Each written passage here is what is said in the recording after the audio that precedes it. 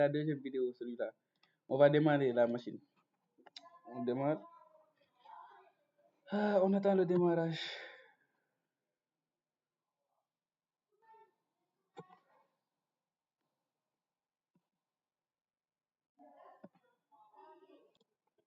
Voilà, c'est venu. J'agrandis. Voilà, on est dans le truc. Du coup, là, on nous propose graphical install. Du coup, attends, je vais appuyer là. Graphical install, advanced option. Mais là, la tâche 3, on nous demande, on dit réellement ce qu'on doit faire. Depuis l'interface d'amorçage, sélectionner l'option débit, install. Donc, c'est install. Choisir la langue d'installation, le clavier, patati patata, étape par étape. Donner un nom à votre machine. Puis laisser le serveur DHCP de la machine virtuelle configurer l'interface réseau. Pour ce premier atelier, il est préférable d'utiliser le mode NAP. Dans les prochaines manipulations, patati patata, la carte réseau de la machine virtuelle devra être en mode bridge ou pont. Du coup, là, la tâche 3 là, on va y arriver d'abord. On rentre dans install.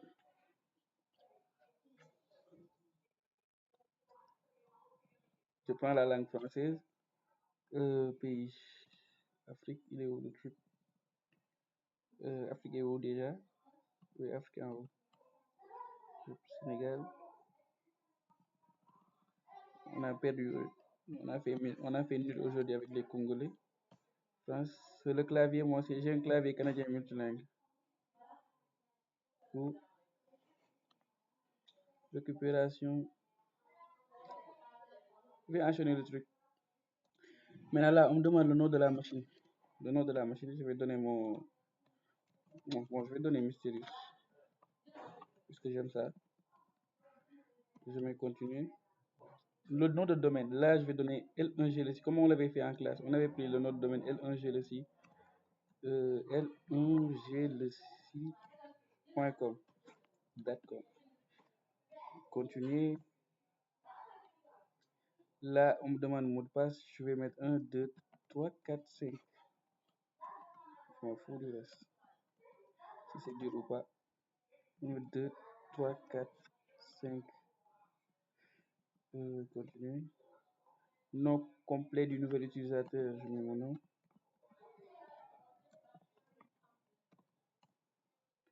Bon, l'identifiant, je laisse Mohamed.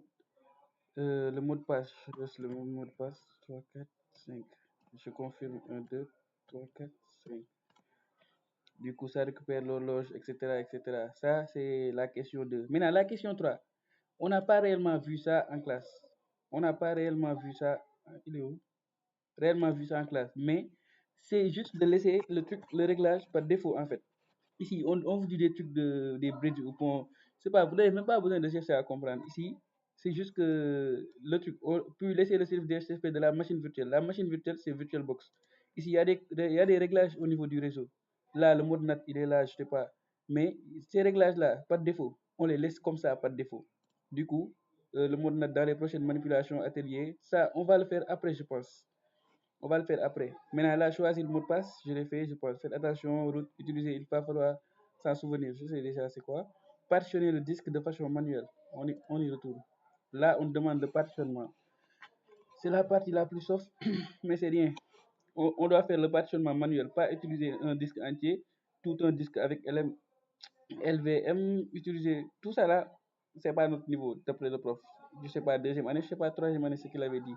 On fait le partitionnement manuel. Du coup, on doit venir sur l'espace réservé là, on crée une nouvelle table SCSI3 000 SDI 53,7 gigas. On crée une nouvelle table.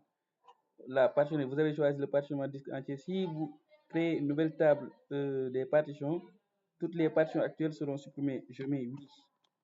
Maintenant, j'ai créé une nouvelle table. Dans cette nouvelle table, on demande quoi? On demande de partitionner le disque avec le système de fichiers XT4, taille de 10 Go, amorçable, avec un indicateur d'amorçage.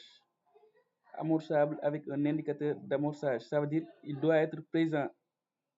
Vous allez voir, je vais vous montrer ça après. Monter sur racine, je sais pas, du truc. Et une autre partition de taille 2 Go de type swap. Appliquer les modifications, puis laisser le système de base s'installer sur le disque. Là, on y va.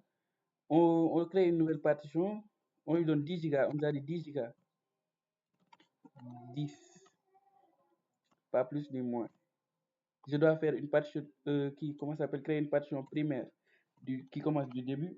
Ensuite, là, le système il est là. On nous a dit ext4 comme système de fichier, c'est respecté. On nous a dit point de montage racine, racine je sais pas comment on l'appelle, c'est respecté. Option de montage, c'est pas de défaut, on n'a pas besoin de changer. Ici, l'étiquette, on peut nommer comme on avait fait en classe FE. Les 5%, le bloc réservé, vous avez compris, peut-être, c'est pas expliqué dans cette vidéo-là. C'est là qu'on demande l'indicateur d'amorçage. Avec indicateur d'amorçage, il est où? Avec, il est où le truc? Avec un indicateur d'amorçage. Donc, le SE doit être, comment ça s'appelle, présent lors du démarrage. Donc, c'est présent que je dois mettre. Du coup, il est là, indicateur d'amorçage présent.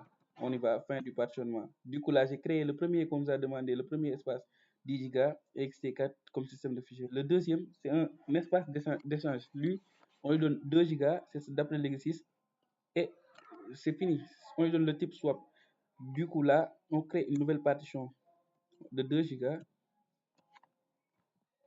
Continuer. Là, on peut choisir logique comme primaire. Mais le mieux, c'est de choisir logique, puisque c'est juste un espace d'échange. C'est pas quelque chose qu'on a besoin lors du démarrage de la machine.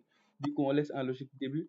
Et là, on demande utiliser comme système de fichier journalisé ext4. Non, c'est pas celui-là qu'on a besoin. Le système de fichier qu'on a besoin, c'est le type swap. Le type swap, il est là. C'est l'espace d'échange. Donc, on choisit espace d'échange. Là, indicateur, pas besoin qu'il soit présent. On n'en a pas besoin. Et fin du paramétrage de cette partition. Là, du coup, j'ai créé une partition primaire de 10 Go ext4, comme ils l'ont dit, 2 Go swap, comme ils l'ont dit. Du coup, terminer le partitionnement et appliquer les changements. On y va. Maintenant, là, c'est juste un rappel pour nous montrer ce qu'on avait vu. Maintenant, j'ai oublié de vous dire, les captures. À partir de là où il y avait sélection avec les manuels là où j'ai sélectionné manuel, là-bas, vous pouvez descendre jusqu'au manuel, vous faites une capture. Ensuite, dès que vous rentrez le truc SCSI, je sais pas quoi, vous sélectionnez, vous créez une nouvelle table. Si vous voulez, vous faites capture. Si vous voulez, vous attendez jusqu'à avoir fini. Attends, faut-il appliquer? Vous attendez jusqu'à avoir fini, jusqu'à là, à la fin. Vous faites une capture générale de tout ça, de tout ça. Et comment ça s'appelle? Là aussi, vous pouvez rentrer là, faire une capture ici, rentrer là aussi, faire une capture ici, et voilà, c'est fini. C'est ça seulement. Vous allez capturer et du début, genre, capturer l'essentiel. Vous n'avez pas besoin de tout capturer. Là, c'est fini. J'accepte, oui. Les chargements, je vais les sauter. Je vous dis, ça, le truc, ça va prendre du temps. Pour certains, ça va prendre du temps. Comme moi, ça prend du temps. Mais c'est moi qui fais pause la vidéo que je suis en train de faire. Du coup, ne pensez pas que ça va sauter comme ça, comme ça, la grave. C'est pas ça. Bon, je pose encore la vidéo. Si ça finit, ça amène notre partie. Sinon, ça va être long. Après, je pense que vous n'allez pas avoir envie de regarder, je sais pas quoi. En tout cas, je fais ça juste pour vous aider. Voilà, du coup, là, on me demande, ça c'est la gestion de l'outil j'ai configuré l'outil de gestion de paquets. Là, moi, j'ai déjà la version récente, Debian Genix 13.2.0 Trixie. C'est bien le bon. Du coup, là, j'ai pas besoin d'accepter le truc. C'est juste qu'il aille chercher la version la plus récente, la version la plus récente de Kini, de Debian, pour nous le proposer, quoi, faire une mise à jour. Mais j'en ai pas besoin. J'ai déjà la dernière version. Du coup, je mets non. Là, j'ai configuré toujours. Mais là, c'est, comment ça s'appelle? C'est l'outil de miroir, je pense. Ici, c'est le miroir. Genre, c'est comme un serveur qui n'est pas réellement euh, comme les serveurs de Debian, qui ne sont pas. Il va aller récupérer les données du serveur, mais dans un autre pays. Mais ici, au Sénégal, on n'en a pas. Du coup, je vais prendre France. Et je prends le debian.org. C'est là qu'il va aller pour les trucs de APT, là, télécharger des trucs. C'est là, dans le serveur là qu'il va aller. Là, le mandataire, je laisse vide. Tu sais pourquoi? Parce que là, il est où même? Pour la gestion du miroir logiciel, utiliser un miroir réseau. Et le miroir réseau, c'est celui que j'ai utilisé, debian.org. Et ne pas utiliser le mandataire réseau proxy. Donc, je laisse vide. Là. Donc, je laisse vide. Et je mets continuer. Analyse du miroir, ça a les gestions de configuration de l'outil de gestion des paquets APT. Ça y va. Je pose la vidéo encore. Maintenant, on va